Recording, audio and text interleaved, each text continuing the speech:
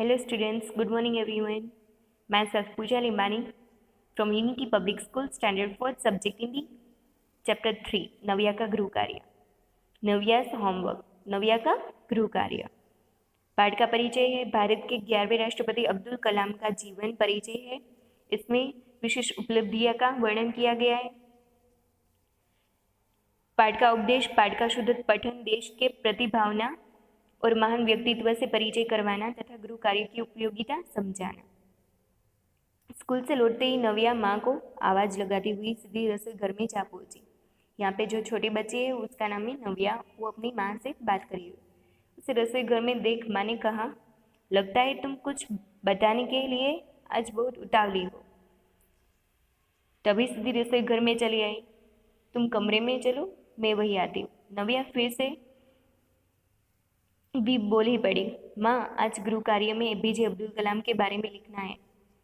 मैं तो उनके बारे में अधिक नहीं जानती, गृह कार्य कैसे होगा? माँ ने कहा, अरे इसमें उदास होने वाली कौन सी बात है, मैं तुम्हारी सहायता करूँगी। चलो मुँह हाथ धो लो, मैं खाना लेकर आती हूँ। खाना खाकर तुम स्कूल का गृह कार्य करना, माँ ने नव्या को समझाया।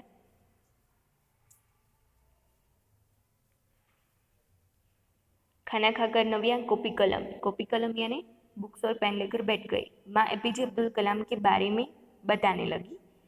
माँ जो भी बताती थी वो नव्या उसे समझकर लिखती जाती। जब नव्या लिख चुकी तो माँ ने उसे पढ़कर सुनाने को कहा। नव्या पढ़ने लगी। एपीजे अब्दुल कलाम का पूरा नाम अबुल पाकिर जैनुला अब्दिल अब्दुल कलाम है।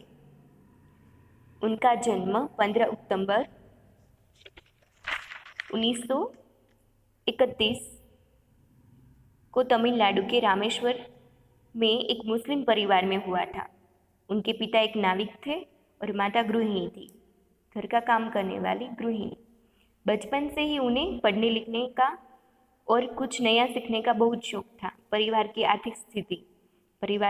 की हालत अच्छी नहीं थी। स्कूल में पढ़ाई करने के बाद बालक कलाम शाम को समाचार पत्र बेचने का काम करते थे। प्रारंभिक शिक्षा यानी शुरुआती पढ़ाई पूरी करके उन्होंने भौतिक विज्ञान में स्नातक किया।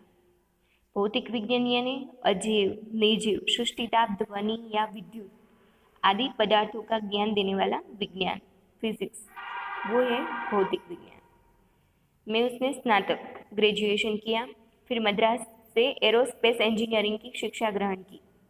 इंजीनियरिंग के बाद कलाम ने रक्षा अनुसंधान और विकास संगठन DRDO में वैज्ञानिक के तौर पर कार्य किया। अपने काम के प्रति निष्ठा यानी लगन और सफलता से उनकी गिनती बड़े बड़े वैज्ञानिकों में होने लगी। वैज्ञानिकों विज्ञान के जानकार होने लगी। भारत को शक्तिशाली बनाने के लिए उन्होंने पृथ्वी और अग्नि नाम की मिसाइलों का निर्माण किया। पृथ्वी और अग्नि नाम की मिसाइलों का निर्माण किया, बनाया। उसे पोखरण में द्वितीय परमाणु न्यूक्लियर की परीक्षण में उन्होंने महत्वपूर्ण भूमिका निभाई थी। परीक्षण जांच किया, न्यूक्लियर जांच किया। भारत में बैलिस्टिक मिसाइल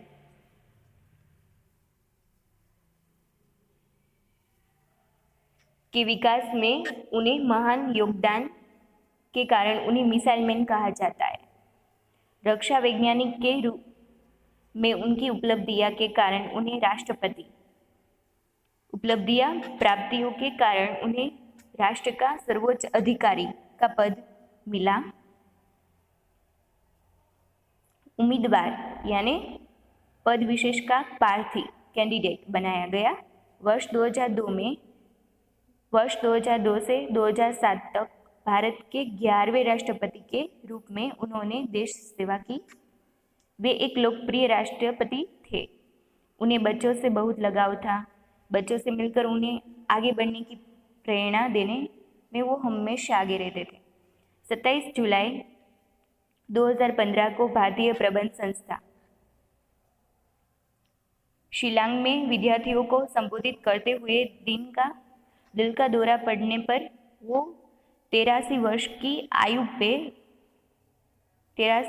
आयु में उसका निधन हो गया, मृत्यु हो गई। कलाम एक सच्चे देशभक्त और महान वैज्ञानिक थे।